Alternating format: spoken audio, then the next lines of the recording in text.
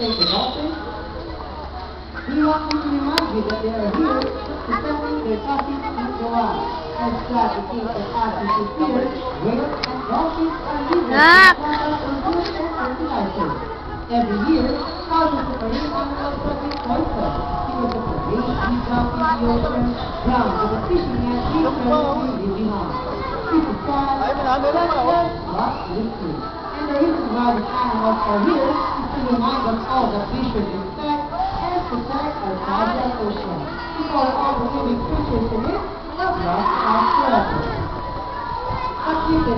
Kakay, huwag kang makit dyan na. Ayun na nako, bilis! Ayun na, dito ka, dito ka! Ayan, sabay-sabay sila, oh.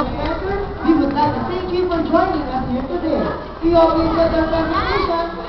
Bye-bye! Bye-bye daw! Woo! Galing! Oh, bye-bye! I would like to remind you guys that we have a dolphin spotting counter. Ayun! Ayun na, ayun na, ayun na! Stop them, eat them, and get a picture to take home with you. If you're interested, you can ask Rock for more information. Once again, maraming salamat and have a wonderful stay. We are posting the birthday.